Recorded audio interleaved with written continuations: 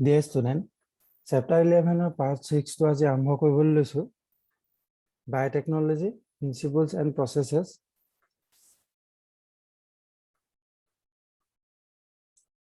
The cutting of DNA by restriction endonuclease results in the fragments of DNA. এটা DNA যদি restriction endonuclease দ্বাৰা কটা হয় তেতিয়াহলে fragment পোৱা যায় মানে DNA টো সমানে দুভাগ হয় বা যদি সিঙ্গল কাটা হয় দুডাল DNA পাবা ডাবল কাটা হলে চাৰিডালে পাবা ৰেষ্ট্ৰিকচন এন্ডোনিউক্লিয়াছ কেটা ব্যৱহাৰ কৰিছে হেতুৰ ওপৰত নিৰ্ভৰ কৰি ফ্ৰেগমেন্ট পোৱা যায়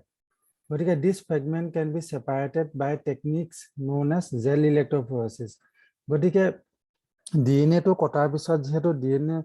আমি মলিকুলাৰ লেভেলত এইবিলাক কাম কৰিছো গতিকে DNA টো ৰিয়েলি কাট খাইছে নে নাই খোৱা চাবৰ কাৰণে এটা টেকনিক্স আছে হেতুৰ নাম হৈছে জেল ইলেক্ট্ৰোফৰেচিছ The gel electrophoresis কি হয়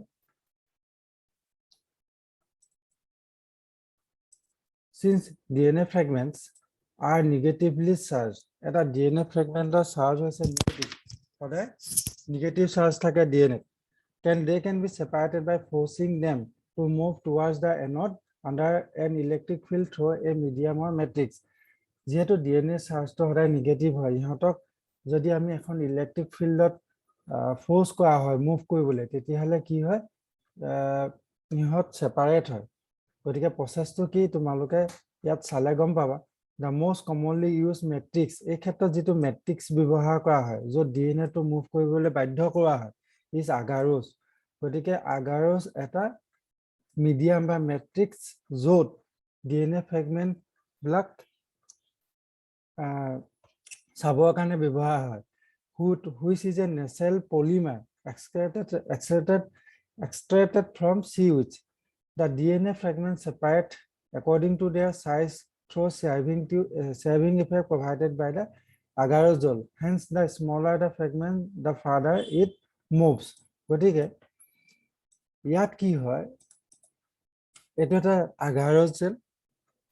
gel টোত ইয়াত ফ্ৰেগমেন্ট বিলাক দেখিলে ধৰিব পাৰিবা এক নম্বৰ যেটো ওয়েল আসলে মানে এই এক নম্বৰ লাইনটোত কি হৈছে DNA টো ৰেষ্ট্ৰিকচন ডাইজেশন নাই হয় সেই কাৰণে ইয়াক কোনো দুটা ফ্ৰেগমেন্ট পোৱা নাই যেতিয়া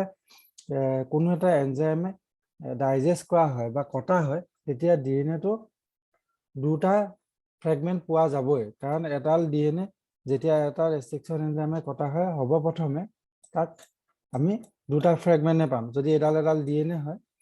দিনাডাল যদি এই এটা এনজাইমে কাটে তেতিয়াহলে দুটা ফ্ৰেগমেন্ট আমি দেখা পাম যদি দুটা ৰেষ্ট্ৰিকচন এনজাইমে কাটে তেতিয়াহলে আমি দুটাতকৈ বেছি ফ্ৰেগমেন্ট দেখিবলৈ পাওঁ ইয়াত দেখা পোৱা গৈ 2 নম্বৰ লাইনটোত চোৱা 3 নম্বৰ লাইনটোত চোৱা এনেকৈ আমি এটাতকৈ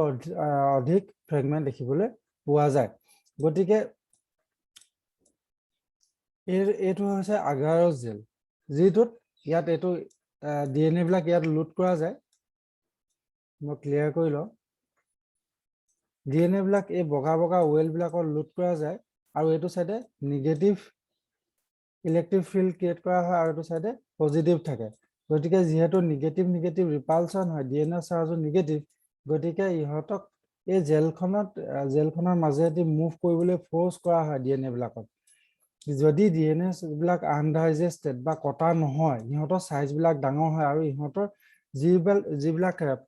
হোল ক্ৰিয়েট হয় এই মিডিয়ামখনৰ ভিতৰত আগাৰজৰ কাৰণে কিছুমান হোল ক্ৰিয়েট হয় যদি DNA তকৈ হোল বিলাক সৰু হয় তেতিয়াহলে ইয়াৰ ভিতৰত সোমাব নোৱাৰে আৰু মুভ কৰিব নোৱাৰে যিমানে ফ্ৰেগমেন্ট বিলাক সৰু হয় ধৰি লোৱা এনেকুৱা ফ্ৰেগমেন্ট এটা পালে আৰু এনেকুৱা ফ্ৰেগমেন্ট এটা পালে এই ফ্ৰেগমেন্টটো এটো ফ্ৰেগমেন্টতকৈ সৰু হয় সেই কাৰণে DNA টো বেছি দূৰলৈ মুভ কৰিব যিমানে ফ্ৰেগমেন্ট সাইজটো ডাঙৰ হ'ব যিমানে ওপৰত থাকিব এইবিলাক সাইজ ডাঙৰ ফ্ৰেগমেন্ট হয় তাৰ পাছত the separated DNA fragments এই সেপাৰেশন হোৱাবিলাকৰ কথা কৈছে can be visualized আমি চাব পাৰো only after staining the DNA with a compound known as ethidium bromide DNA টো ডাইজেষ্ট কৰা বা কটাৰ পিছত কোনো এটা ৰেষ্ট্ৰিকচন এনজাইম দি DNA টো ডাইজেষ্ট বা কটাৰ পিছত তাক আমি কাটিছে নে নাই কটা চাবৰ কাৰণে প্ৰথমতে ডিএনএটোক এটা কম্পাউণ্ডৰ লগত মিহলি কৰিব লাগিব। সেই কম্পাউণ্ডটো হৈছে ইথিডিয়াম ব্ৰমাইড ফলোড বাই এক্সপ'জাৰ টু ইউভি ৰেডিয়েশ্যন। তাৰপিছত কি কৰিব লাগিব, জেলৰ এই তলৰ ভাগেদি ইউভি লাইটটো পাছ কৰে, যাৰ ফলত আমি ব্ৰেণ্ডবিলাক দেখা পাওঁ। যদি ইউভি লাইট ব্যৱহাৰ কৰা নাযায় তেতিয়াহ'লে আমি এই ব্ৰেণ্ডবিলাক দেখা পোৱা নাযায়। গতিকে প্ৰথমে ইথিডিয়াম ব্ৰমাইড নামৰ এটা কম্পাউণ্ড মিক্স কৰিব লাগিব ডিএনএৰ লগত। ডিএনএৰ লগত একজেক্টলি মিক্স নকৰি ইহঁতক এই জেলটো বনাওঁতে, আগাৰৰ জেলটো বনাওঁতে ডিএনএ 0.1 মাইক্ৰলিটাৰ 0.2 মাইক্ৰলিটাৰ মিক্স কৰি দিয়ে। তাৰপিছত যেতিয়া সম্পূৰ্ণ ৰান হোৱা মানে ডিএনএ বিলাক মুভ হয়, তাৰপিছত ইয়াত ইউভি লাইটটো পাছ কৰে। তেতিয়া যদি ব্ৰেণ্ডবিলাক ডাইজেষ্ট হয় তেতিয়াহ'লে আমি এনেকৈ ফ্ৰেগমেণ্টবিলাক দেখা পাওঁ। Bright orange color bands of DNA in ethidium bromide stain gel exposed to UV light. সেইকাৰণে কোৱা হৈছে ইথিডিয়াম ব্ৰমাইড ষ্টেইন জেলটো যেতিয়া বনোৱা হয় তাত ইথিডিয়াম ব্ৰমাইড দিয়া হয়। সেইকাৰণে জেলটোক ষ্টেইন কৰা হৈছে ইথিডিয়াম ব্ৰমাইডৰ সহায়ে। গতিকে এটা জেল বনালে যাক ইথিডিয়াম ব্ৰমাইডৰ দ্বাৰা ষ্টেইন কৰা হৈছে। গতিকে ডিএনএৰ লগত মিক্স নকৰে, জেলটো বনাওঁতে ইথিডিয়াম ব্ৰমাইডটো দিয়ে, তাৰপিছত ইউভি লাইটটো পাছ কৰে, যাৰ ফলত আমি যদি ডিএনএটো ডাইজেষ্ট হৈছে বা ফ্ৰেগমেণ্টেড হৈছে তেতিয়াহ'লে আমি এনেকুৱা ফ্ৰেগমেণ্ট বা বেণ্ড দেখিবলৈ পাওঁ। গতিকে ইয়াত যে তোমালোকৰ আমি যে কিছুমান ৱৰ্ডত ছেপাৰেটেড ডিএনএ ফ্ৰেগমেণ্ট, আকৌ কৈছে বেণ্ড বুলি কৈছে, এইবিলাক একে শব্দকে বুজাইছে। এইবিলাক হৈছে ডিএনএ ফ্ৰেগমেণ্ট, আৰু জেলত যেতিয়া দেখা পোৱা যায় তাক বেণ্ড বুলি কোৱা হয়। যিমানে ডিএনএ ফ্ৰেগমেণ্টটো ডাঙৰ হ'ব ই ওপৰত থাকিব, আৰু যিমানে সৰু হ'ব ই তললৈ মুভ কৰিব।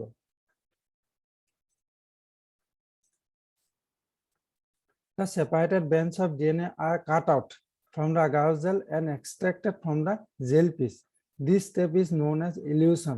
The DNA fragment purified in this way are used in constructing recombinant DNA by joining them with cloning vector. যেতিয়া এডাল ডিএনএ এই ডিএনএৰ মাজৰ পৰা এটা জিন কাটা হয়, ফ্ৰেগমেণ্ট হয়, এই ফ্ৰেগমেণ্টটো ধৰি লোৱা এইটো। গতিকে ডিএনএডালৰ পৰা এটা জিন উলিয়াই অনা হৈছে, উলিয়াই আনি তাক আগাৰ জেলত মুভ কৰা হৈছে। গতিকে এইডোখৰত কাটি অনাৰ কাৰণে আমি অকল একজেক্ট এই বেণ্ডটোৱে পাম, এই ডিএনএটোহে পাম। গতিকে এই ডিএনএটো আমি ফাৰ্ডাৰ ৰিচাৰ্চ কৰিবলৈ হ'লে প্ৰথমতে জেলৰ পৰা কাটি উলিয়াই আনিব লাগিব। এই জেলটোৰ পৰা, আগাৰৰ জেলটোৰ পৰা, ই যিহেতু খুব কোমল লুথুপীয়া হয়, গতিকে এখন ব্লেডৰ দ্বাৰা এই জেলৰ ফ্ৰেগমেণ্টটো কাটি উলিয়াই আনি পিনে তাক ব্যৱহাৰ কৰা হয় ইন কনষ্ট্ৰাক্টিং ৰিকম্বিনেণ্ট ডিএনএ। তাৰপিছত এই উলিয়াই অনা ডিএনএডালক বা জিনটোক ভেক্টৰৰ লগত লাইগেট কৰোৱা হয়, ভেক্টৰ বা প্লাজমিডৰ লগত জইন কৰোৱা হয়, তাকে কোৱা হয় আৰডিএনএ, যাতে ভেক্টৰটোৱে যেতিয়া ক্লোন হ'ব লগতে এই উলিয়াই অনা ফ্ৰেগমেণ্টটো ক্লোনিং হ'ব। গতিকে তোমালোকে এটা কথা মনত ৰাখিবা, এডাল ডিএনএৰ পৰা আমি ৰেষ্ট্ৰিকশ্যন এণ্ডোনিউক্লিয়াছৰ সহায়ত আমি এটা পাৰফেক্ট জিন বা আমাৰ এক্সপেক্টেড জিনটো উলিয়াই আনি আমি আগাৰৰ জেলৰ দ্বাৰা মুভ কৰোঁ, ছেপাৰেট কৰোঁ, আৰু সেই ছেপাৰেটেড আমাৰ এক্সপেক্টেড যিটো ডিএনএ বেণ্ড তাক আমি ইলিউশ্যনৰ সহায়ৰ দ্বাৰা আমি ৰিকভাৰ কৰোঁ, আৰু তাক আমি ৰিকম্বিনেণ্ট ডিএনএ বনোৱাত আমি ব্যৱহাৰ কৰোঁ। আৰু সেই ৰিকম্বিনেণ্ট ডিএনএ বনাবলৈ হ'লে প্ৰথমতে আমাৰ সেই ডিএনএটো লাগিব যিটো আমি উলিয়াই আনিছিলোঁ জেলৰ পৰা, আৰু আনটো হৈছে এটা ভেক্টৰ বা প্লাজমিড। গতিকে যিহেতু দুটা ডিএনএ জইন কৰা হৈছে সেইকাৰণে কোৱা হয় ৰিকম্বিনেণ্ট ডিএনএ। গতিকে পাছত যিমানবোৰ আমি ডিএনএ ফৰেন ডিএনএ বা এলিয়েন ডিএনএ বা ট্ৰান্সফাৰ ডিএনএ বুলি কওঁ, তেতিয়াহ'লে আমাৰ এই জেলত যিটো আমি যিটো গৱেষণা কৰিম সেই ডিএনএটোৰ বিষয়েহে ক'ব। গতিকে গোটেই ডিএনএডাল ব্যৱহাৰ নকৰে, তাৰ পৰা এটা জিনহে আমি উলিয়াই আনি তাক ৰিকম্বিনেণ্ট ডিএনএ বনোৱাত ব্যৱহাৰ কৰা হয় বা ব্যৱহাৰ কৰিম। গতিকে অলপ কমপ্লিকেটেড হয়, কিন্তু বুজিবলৈ চেষ্টা কৰা। তাত কি কৈছে, প্ৰথম কথাটো হ'ল যদি আমি ডিএনএ এটা প্লাজমিড বা ভেক্টৰফাজৰ লগত যদি লিংক কৰিব লগা হয়, মানে সেই উলিয়াই অনা ডিএনএটো যদি আমি ভেক্টৰৰ লগত জইন কৰিবলৈ হ'লে, এইটো এটা ভেক্টৰ আৰু এইটো হৈছে ডিএনএটো যিটো ইলিউটেড ডিএনএ, এই ভেক্টৰ কিছুমান নিৰ্দিষ্ট প্ৰপাৰ্টি লাগিব। মানে ঢেৰ ভেক্টৰ আছে, বিভিন্ন বেক্টেৰিয়া বিভিন্ন ধৰণৰ ভেক্টৰ বহন কৰে। আমি সব ভেক্টৰ হিচাপে ল'ব নোৱাৰোঁ, সব প্লাজমিডক আমি ভেক্টৰ হিচাপে ব্যৱহাৰ কৰিব নোৱাৰোঁ, কাৰণ ভেক্টৰ হ'বলৈ এটা কিছুমান নিৰ্দিষ্ট প্ৰপাৰ্টি লাগিব। সেই প্ৰপাৰ্টিবিলাক হৈছে অৰিজিন অফ ৰিপ্লিকেশ্যন থাকিব লাগিব। আমাৰ ৰিপ্লিকেশ্যন শব্দটোৰ অৰ্থ তোমালোকে জানানে? এডাল DNA যেতিয়া ই নিজৰ ৰিপ্লিকা বনাবলৈ হ'লে প্ৰচেছটো তোমালোকে মলিকুলাৰ বেচিছ অফ ইনহেৰিটেন্স চেপ্টাৰটোত পাবা। এটা DNA নিজকে ৰিপ্লিকেট কৰিবলৈ হ'লে প্ৰথমতে ৰিপ্লিকেশ্যন ফৰ্ক বনে। মানে ৰিপ্লিকেশ্যন ফৰ্ক এইটো কাৰণে বনে, ডিএনএটো সিডালৰ পৰা সিডালে এটা অংশত ছেপাৰেট হয়, এডাল ষ্ট্ৰেণ্ড সিডাল ষ্ট্ৰেণ্ডৰ পৰা ছেপাৰেট হয় আৰু মাজৰ হাইড্ৰজেন বৰ্ণডাল ভাগি যায়। তাৰপিছত সেই পেৰেণ্ট ডিএনএৰ পৰা নতুন ডিএনএ এডাল উৎপন্ন হয়, নতুন ডিএনএ বনে। সেই প্ৰচেছটো কোৱা হয় ৰিপ্লিকেশ্যন। দেখিছানে? নতুন ডিএনএ এডাল বনিছে, গতিকে এডাল ডিএনএৰ পৰা পেৰেণ্ট ডিএনএৰ পৰা নিউ ষ্ট্ৰেণ্ড বনে। গতিকে এই প্ৰচেছটোক কোৱা হয় ৰিপ্লিকেশ্যন। আৰু ৰিপ্লিকেশ্যন য'ত ষ্টাৰ্ট হয় তাক কোৱা হয় অৰিজিন অফ ৰিপ্লিকেশ্যন বা অৰিৰ চিকুৱেঞ্চ। গতিকে ডিএনএ যোনটো অংশত যোনটো পইণ্টত ৰিপ্লিকেশ্যন ষ্টাৰ্ট হ'ব, ধৰি লোৱা ইয়াতে ষ্টাৰ্ট হৈছে, ষ্টাৰ্ট হ'বলৈ হ'লে দুইডাল ডিএনএ মাজতে ছেপাৰেট হ'ব লাগিব। তাৰ ফলত এটা বাবুল ফৰ্ম হ'ব, দুইডাল ষ্ট্ৰেণ্ড সিডালৰ পৰা সিডাল আঁতৰি আহে, তাৰ মাজতে এটা বাবুল ফৰ্ম হ'ব। এই বাবুল ফৰ্মটোৰ কথা কৈছে, তাকে কোৱা হয় অৰিজিন। গতিকে এটা ভিডিঅ' দিয়া হৈছে চোৱা, য'ত তোমালোকে ক্লিয়াৰলি দেখিছা। এই প্ৰথম 1 নম্বৰ ফটোটোত চোৱা, এইটো হৈছে এডাল ডিএনএ ষ্ট্ৰেণ্ড হয়। এডাল ষ্ট্ৰেণ্ড আনডাল ষ্ট্ৰেণ্ডৰ পৰা ছেপাৰেট হৈছে, ছিগি যোৱা নাই। আৰু প্ৰথমতে ছেপাৰেট হৈছে, এটা বাবুল ফৰ্ম হৈছে, য'ত এডাল নতুন ডিএনএ চিন্থেটিছ হৈছে, যিটো প্ৰাইমেজে কৰিছে। তোমালোকে যদি ভালকে চোৱা দেখিবা তাত এটা প্ৰাইমেজ লাগিছে, ডিএনএ পলিমাৰেজ লাগিছে। পলিমাৰেজ 3 এনজাইমৰ দ্বাৰা নতুন ষ্ট্ৰেণ্ড এডাল চিন্থেটিছ হৈছে পেৰেণ্ট ষ্ট্ৰেণ্ডৰ পৰা। আৰু 2 নম্বৰ ডায়াগ্ৰামটোত দেখা চোৱা, এইটো চাৰ্কুলাৰ এটা প্লাজমিড হয়। চাৰ্কুলাৰ প্লাজমিড বা ভেক্টৰ বা ডিএনএ যিয়ে নকৰা, প্লাজমিড এটা ভাল গুণ থাকে, তাক আমি ভেক্টৰ হিচাপে ব্যৱহাৰ কৰিব পাৰোঁ। গতিকে ভেক্টৰ এটা বেলেগ বস্তু নহয়, এটা প্লাজমিড ডিএনএ হয়। গতিকে প্লাজমিড ডিএনএত প্ৰথমতে কি হয়, ইহঁতৰ প্ৰপাৰ্টি থাকে, ইহঁতে নিজৰ ৰিপ্লিকেশ্যন কৰিব পাৰে। চোৱা, এইটো এটা বেক্টেৰিয়া, ইহঁতৰ নিজৰ ডিএনএ থাকে, কিন্তু ইয়াৰ উপৰিও প্লাজমিড বুলি এক্সট্ৰা ডিএনএ এটা থাকে। ইয়াৰ ৰিপ্লিকেশ্যনটো, প্লাজমিডৰ ৰিপ্লিকেশ্যনৰ কাৰণে সিহঁতে বেক্টেৰিয়েল ডিএনএৰ ওপৰত নিৰ্ভৰ কৰিবলগীয়া নহয়। ই নিজে নিজৰ ৰিপ্লিকা বনায় বা ৰিপ্লিকেশ্যন হয়, সেইকাৰণে ই ইণ্ডিপেণ্ডেণ্ট। প্ৰথম তাৰ বৈশিষ্ট্য হৈছে প্লাজমিডটো ইণ্ডিপেণ্ডেণ্ট, নিজৰ ৰিপ্লিকেশ্যনৰ বা প্ৰপাগেশ্যনৰ কাৰণে ইণ্ডিপেণ্ডেণ্ট হয়, ই কাৰো ওপৰত নিৰ্ভৰ নহয়। সেইকাৰণে কৈছে, দেখুৱাইছে ইয়াত ডায়াগ্ৰামটোত কেনেকৈ এডাল প্লাজমিডৰ পৰা অন্য এডাল প্লাজমিড চিন্থেটিছ হৈছে। গতিকে থাৰ্ডটো একেই হয়। চোৱা, অৰিজিনৰ ৰিপ্লিকেশ্যন য'ত অৰিজিন হৈছে তাত এডাল ষ্ট্ৰেণ্ড আনডাল ষ্ট্ৰেণ্ডৰ পৰা আঁতৰি আহিছে, আৰু হেলিকেজে বস্তুটো ছিংগল ষ্ট্ৰেণ্ড কৰাত সহায় কৰিছে। আৰু প্ৰথম কথা মনত ৰাখিবা, যেতিয়া ৰিপ্লিকেশ্যন বাবুল ফৰ্ম হৈছে বা অৰিজিন হৈছে, সেইডোখৰত কিন্তু ডিএনএডাল ছিগি নাযায়, মাত্ৰ এডাল ষ্ট্ৰেণ্ডৰ পৰা আনডাল ষ্ট্ৰেণ্ড ছেপাৰেট হয় হেলিকেজৰ দ্বাৰা। গতিকে যিটো এনজাইমে সহায় কৰে নতুন ডিএনএ চিন্থেটিছ হোৱাত, ষ্ট্ৰেণ্ডডাল চিন্থেটিছ হোৱাত, সেইটো এনজাইমৰ নাম হৈছে ডিএনএ পলিমাৰেজ 3। গতিকে ইয়াৰ পৰা শৰ্ট কুৱেশ্যন কেইবাটাও পালাই। তাৰপিছত আমি নেক্সট ভিডিঅ'টো চাওঁ, নেক্সট শ্লাইডটো চাওঁ।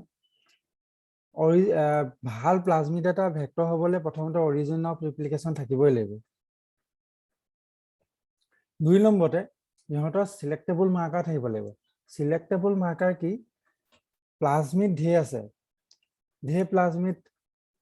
প্ৰকৃতিত পোৱা যাব,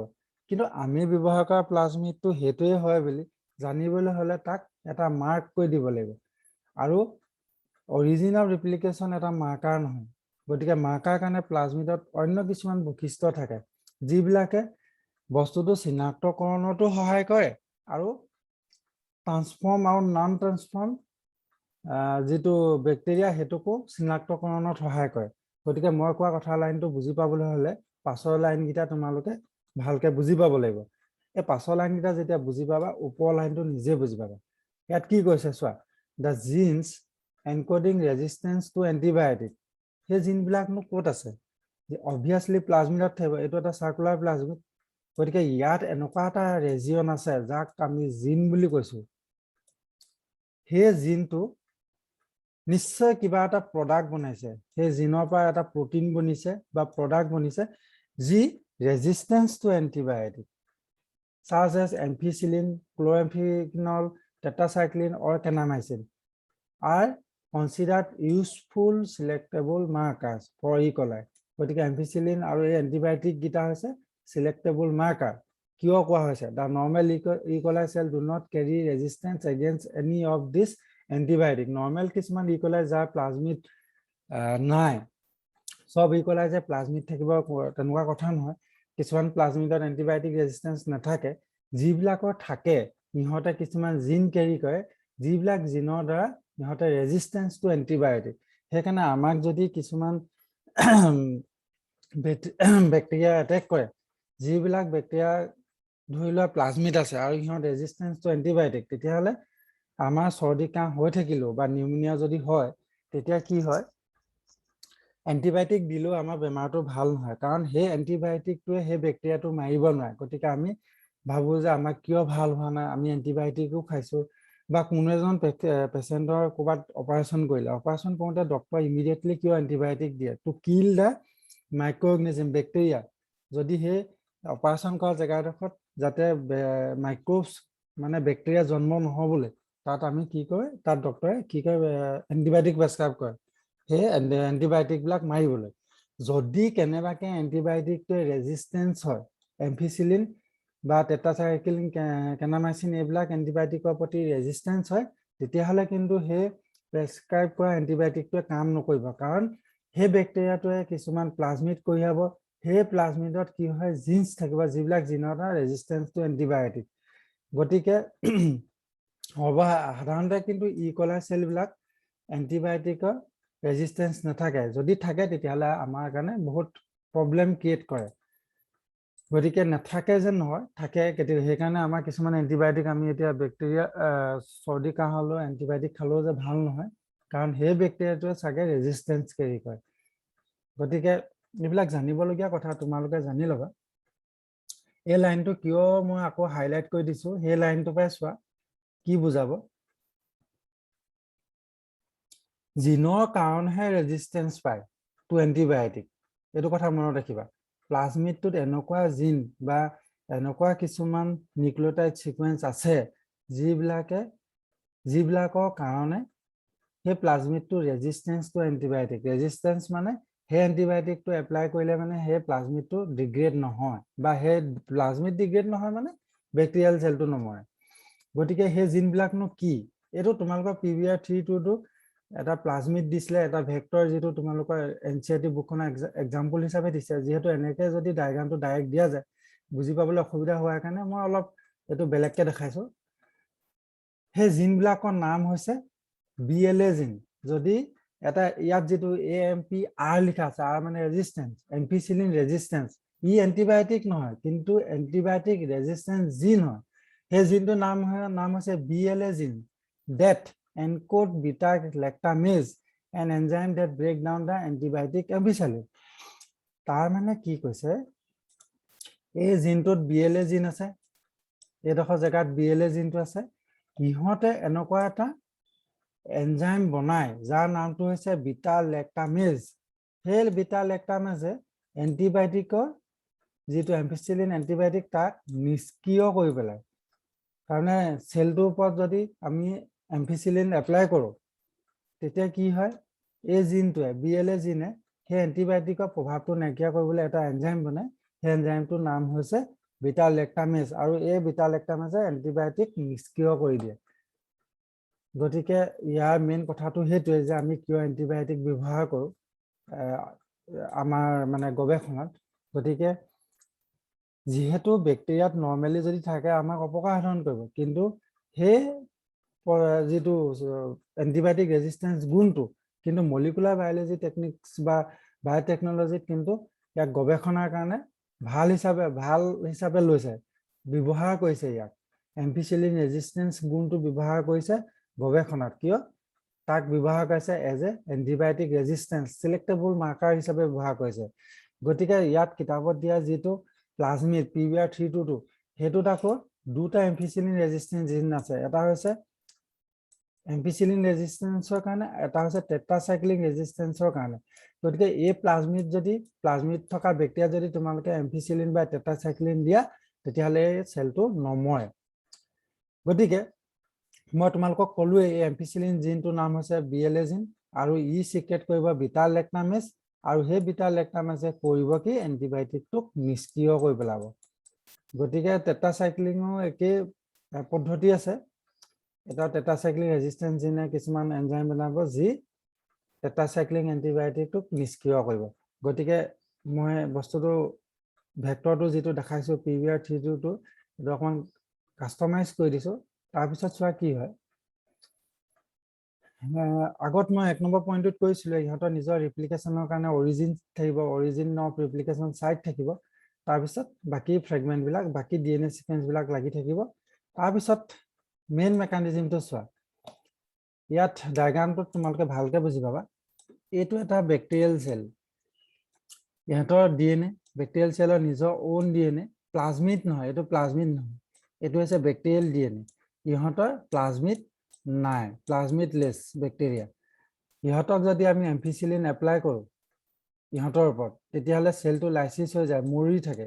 কাৰণ ইহঁতৰ ৰেজিস্ট্যান্স নাই এটো এটা ব্যাকটেৰিয়াল সেল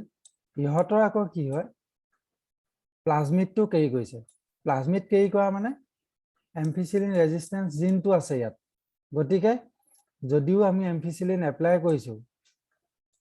এই প্লাজমিডটোৱে এটো এটা এনজাইম সিক্ৰেট কৰিছে বিটা লেকটামেজ যি এই এম্পিচিলিনটো নিষ্ক্ৰিয় কৰি পেলাইছে যাৰ ফলত সেল লাইসিস হোৱা নাই আৰু এম্পিচিলিনৰ প্ৰেজেন্সটো ব্যাকটেৰিয়াটো গ্ৰো কৰিছে গতিকে ইয়াক আমি বায়োটেকনলজিত কেনেকৈ ব্যৱহাৰ কৰো হেতু তোমালোকক ক্লোনিংত কেনেকৈ ব্যৱহাৰ কৰা যায় বা RNA টেকনলজিত কেনেকৈ ব্যৱহাৰ কৰা যায় হেতু তোমালোকক দেখাম এতিয়া দেখামনে তোমালোকে বুজি পাইছে আমি ইয়াত এটা ভেক্টৰত এই দুটা ৰেজিস্ট্যান্স সিলেক্টেবল মাৰ্কাৰ হিচাপে ব্যৱহাৰ কৰিছো কিন্তু ইয়াৰ পৰা আমাৰ কি লাভ হ'ব হেতু মই দেখাম এটো হে ভেক্টৰটোৱে PBR322 এই ভেক্টৰটোত যেটো এম্পিচিলিন ৰেজিস্ট্যান্স জিন আছিল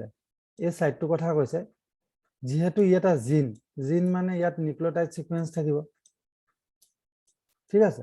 তাৰে নিউক্লিওটাইড সিকোয়েন্সৰ মাজতে জিনটোৰ মাজতে এটা ৰিকগনিশন সিকোয়েন্স আছে সেই ৰিকগনিশন সিকোয়েন্সটো কাৰ কাৰণে PST এনজাইমৰ কাৰণে PST এটা ৰেষ্ট্ৰিকশন এন্ডোনিউক্লিয়াছ গতিকে ৰেষ্ট্ৰিকশন এন্ডোনিউক্লিয়াছৰ এটাই কাম ওবাত যদি DNA তাৰ ৰিকগনিশন সিকোয়েন্স থাকে এই সিকোয়েন্সটো যদি থাকে তেতিয়াহলে সেই DNA টো সেই দখতে কাটি দিব গতিকে এম্পিচিলিন ৰেজিস্ট্যান্স যেটো BLA জিনটোত এই ৰিকগনিশন সিকোয়েন্সটো আছে ফলত কি হ'ব যদি আমি PST টো এপ্লাই কৰি দিও এই পাৰ্টটোত ই সেগমেন্ট কৰি দিব মানে ছিঙি দিব গতিকে এটা কথা মনত ৰাখিবা যদি এডাল DNA এটা জিন ধৰি লোৱা এটা জিন BLA জিনে কেনেবাকে যদি আমি ইয়াত সেগমেন্ট হৈ যায় বা ভাগি যায় তেতিয়াহলে এই জিনটো ইনএক্টিভ হৈ যাব জিনটো ফাংশনলেস হৈ যাব গতিকে এটা জিন ফাংশন কৰি থাকিবলৈ তাক এটা কমপ্লিট ইনটেক্ট জিন লাগিব গতিকে যদি PST মানে ইয়াত সেপাৰেট কৰি দিয়ে বা ফ্ৰেগমেন্ট কৰি দিয়ে তেতিয়াহলে জিনটো BLA জিনটো ফাংশনলেস হৈ যাব গতিকে ফাংশনলেস হৈ গলে হি বিটা লেকটামেজ যেটো এনজাইম হেতু প্ৰডিউস কৰিব নোৱাৰিব যদি এনজাইম প্ৰডিউস নহয় এন্টিবায়োটিক ৰেজিস্ট্যান্স নহয় তাৰ পিছত কি হল যেটো টেট্ৰাসাইক্লিন ৰেজিস্ট্যান্স হিউ ৰিকগনিশন সিকোয়েন্স এটা আছে তাত সেই ৰিকগনিশন সিকোয়েন্সটো কাৰ কাৰণে আছে BAMH1 এটো এটা হৈছে ৰেষ্ট্ৰিকশন এনজাইম হয় PST1 BAMH1 এই দুটা হৈছে ৰেষ্ট্ৰিকশন এনজাইম গতিকে BAMH1 ৰ ৰিকগনিশন সিকোয়েন্স হৈছে GGATCC আৰু PST1 ৰ আছে CTGCAG গতিকে এই দুটা এনজাইম যদি আমি এই ভেক্টৰটো দিও তেতিয়াহলে BAMH1 এ টেট্ৰাচাইক্লিক ৰেজিষ্টেন্সটো কাটি পেলাব, যাৰ ফলত টেট্ৰাচাইক্লিক ৰেজিষ্টেন্স জিনটো নিষ্ক্ৰিয় হৈ যাব। যদি আমি PST1 এনজাইমটো দিওঁ তেতিয়াহ'লে এম্পিচিলিন ৰেজিষ্টেন্স জিনটো, যিটো BLA জিনটো নিষ্ক্ৰিয় হৈ পৰিব। তাৰমানে আমি এই ভেক্টৰটোত এম্পিচিলিন আৰু টেট্ৰাচাইক্লিক ৰেজিষ্টেন্সটো ধ্বংস কৰিবলৈ হ'লে PST1 আৰু BMX1 ৰেষ্ট্ৰিকশ্যন এণ্ডোনিউক্লিয়াছটো ব্যৱহাৰ কৰিব লাগিব। যদি ব্যৱহাৰ কৰিলে এই মানে ৰেজিষ্টেন্স পাৱাৰটো গুচি যাব। এক নম্বৰ এইটো এটা চোৱা, মই অকল এম্পিচিলিন ৰেজিষ্টেন্স বা BLA জিনটোক এক্সাম্পল হিচাপে লৈছো। যেতিয়া নৰ্মেলি থাকে তেতিয়াহ'লে ই এনজাইম বিটা লেক্টামেজ প্ৰডিউচ কৰিব। এই জিনটোৱে BLA জিনটোৱে এনজাইম প্ৰডিউচ কৰিব, যাৰ নাম হৈছে বিটা লেক্টামেজ, আৰু ই কি হ'ব, এণ্টিবায়টিক এম্পিচিলিনটো ব্ৰেক ডাউন কৰি দিব, নিষ্ক্ৰিয় কৰি পেলাব। 2 নম্বৰতে যদি আমি এণ্টিবায়টিক ৰেজিষ্টেন্স জিনটো PST1 দি দিওঁ তেতিয়াহ'লে জিনটো সমানে ছেপাৰেট হৈ যাব, দুটুকুৰা হৈ যাব, যাৰ ফলত কি হ'ব, দুটা হ'ব ডিসৰাপ্টেড এণ্টিবায়টিক ৰেজিষ্টেন্স জিন, জিনটো ডিসটাৰ্ব হৈ যাব, বা BLA জিনটো will not produce any enzyme. আৰু 2 নম্বৰতে ই ক্ৰিয়েট ষ্টিকি এণ্ডছ। গতিকে ই যিহেতু ফ্ৰেগমেণ্টো কৰিলে, এটা কথা মনত ৰাখিবা, ৰেষ্ট্ৰিকশ্যন এণ্ডোনিউক্লিয়াছে যেতিয়া কাট কৰে ষ্টিকি এণ্ডটো এৰি থৈ যায়। গতিকে এইডোখৰত এডোখৰ স্পেচ ক্ৰিয়েট হ'ল, আৰু এই বস্তুটোকে বিজ্ঞানীসকলক লাগিছিলে, যাৰ কাৰণে এই স্পেচটোত এটা DNA, foreign DNA, alien DNA বা ট্ৰান্সজিন যাতে ইয়াত ভৰাব পাৰি। এইবিলাক কাৰণে ৰেষ্ট্ৰিকশ্যন এণ্ডোনিউক্লিয়াছ ব্যৱহাৰ কৰা হয়। কেনেকৈ ব্যৱহাৰ কৰা হয় পাছত পৰ্যায়ক্ৰমে দেখা পাবা।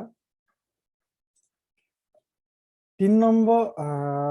যিটো প্ৰপাৰ্টি সেইটো হৈছে cloning site.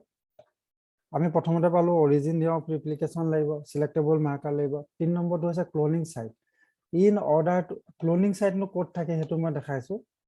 In order to link the alien DNA, সদায় মনত ৰাখিবা এলিয়েন DNA মানে যিটো আমি ইলিউট কৰি আনিছিলো যে ডিএনএটো কাটিছিলো, আমাৰ যিটো ডিজায়াৰ্ড DNA, সেইটোক এলিয়েন DNA বুলি কোৱা হয়, বা ফৰেন DNA বুলি কোৱা হয়, বা ট্ৰান্সজিন বুলি কোৱা হয়।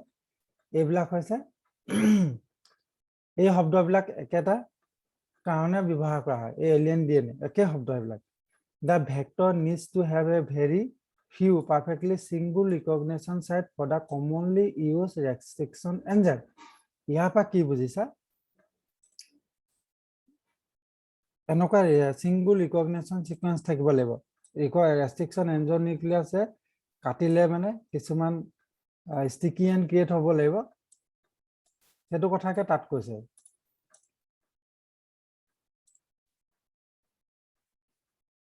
Single recognition site for the commonly used restriction enzyme. The ligation of alien DNA is carried out at a restriction site present in one of the 2 antibiotic resistant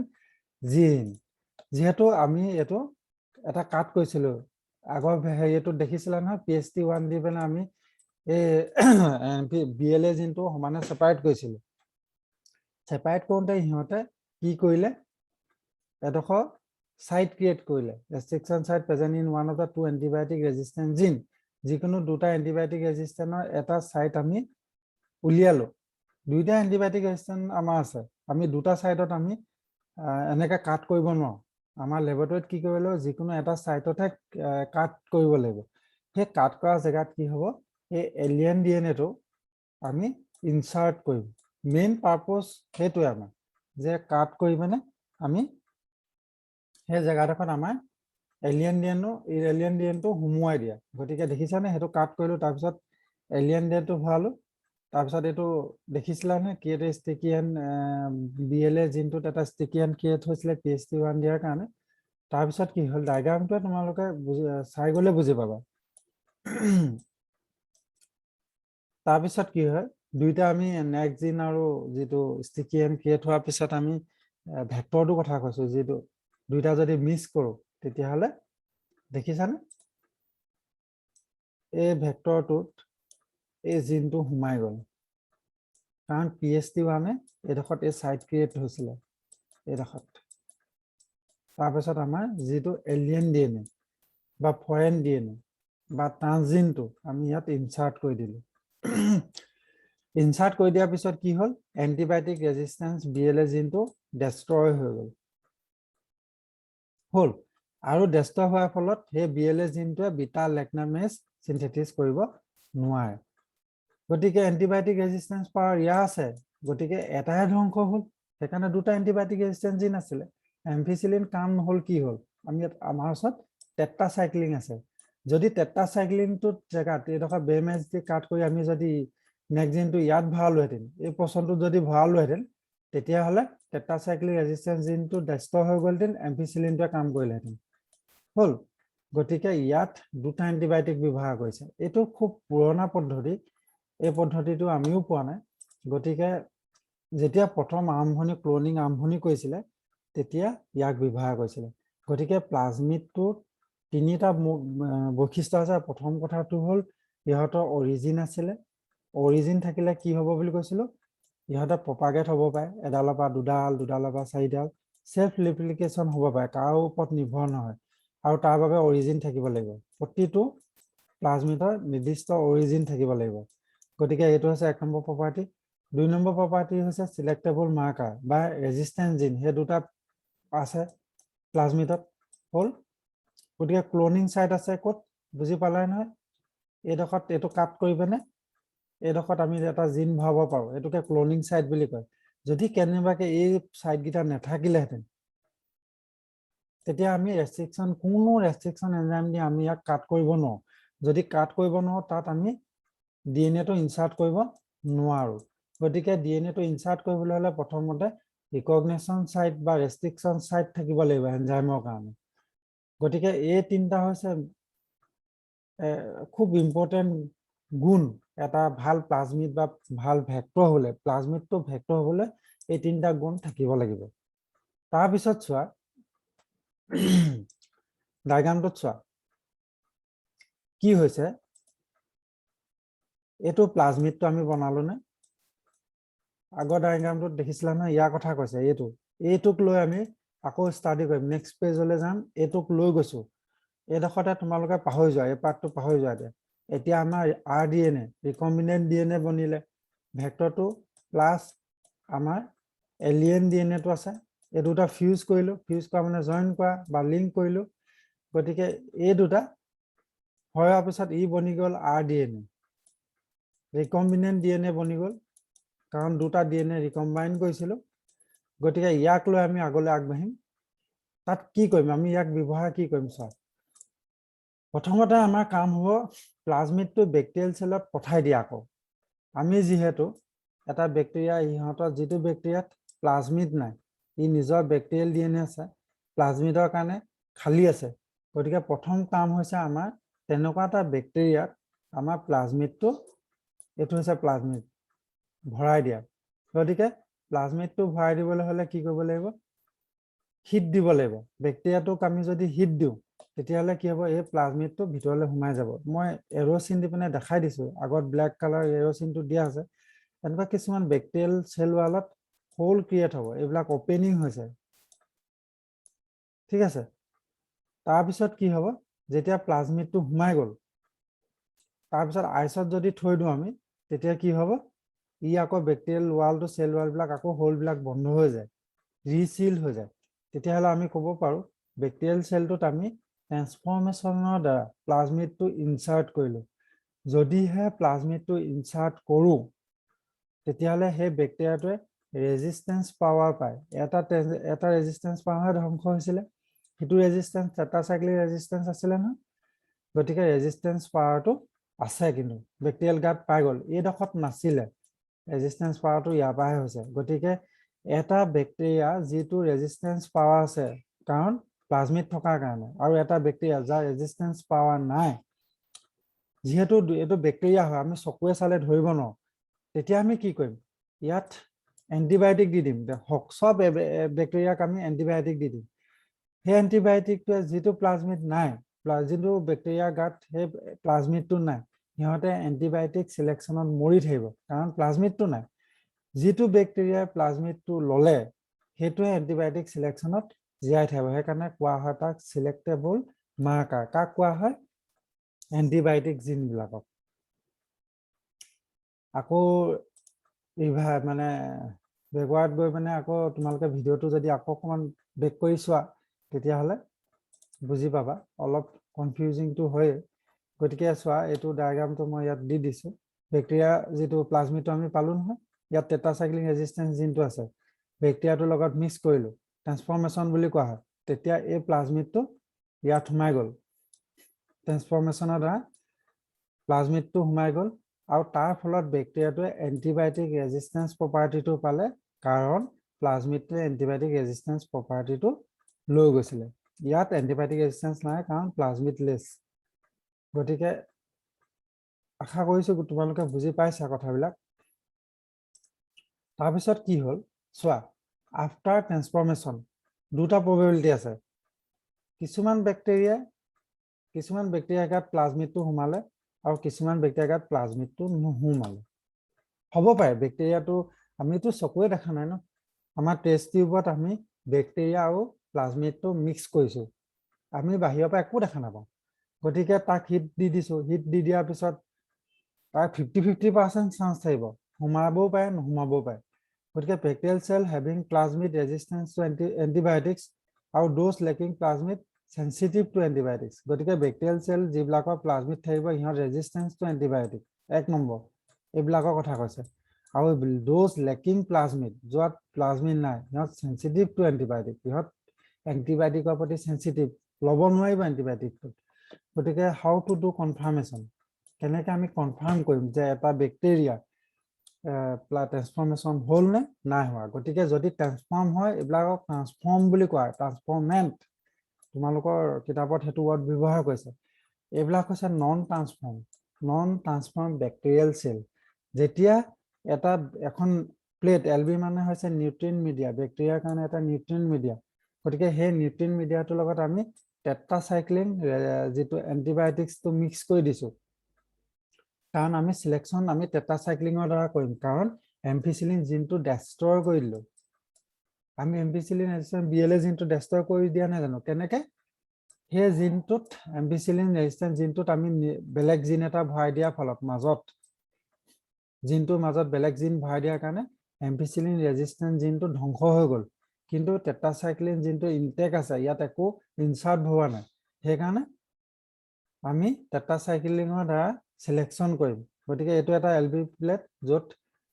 বেক্টেৰিয়াৰ মিডিয়াম হয় growth medium তাত আমি টেট্ৰাসাইক্লিনটো mix কৰি দিলো যিবিলাক bacteria তাৰ গাত প্লাজমিডটো transform হৈছিলে ট্ৰান্সফৰ্ম বেক্টেৰিয়া ইহঁতে এলবি বা টেট্ৰাসাইক্লিন যেটো সিলেকশন মিডিয়াম তাত ই গ্ৰো কৰিব বেক্টেৰিয়াটোৰ ওপৰত একো প্ৰভাৱেই নপৰে কিন্তু যেটো বেক্টেৰিয়া নন ট্ৰান্সফৰ্ম ইহঁতৰ প্লাজমিডটো নাই ইহঁত লগালগ মৰি থাকিব গ্ৰো নহয় গতিকে কনফাৰ্মেশন টেষ্ট এইটো ল্যাবৰেটৰীত কৰা যায় গতিকে মই ভাবো তোমালোকে বুজি পাইছা তাৰ পিছত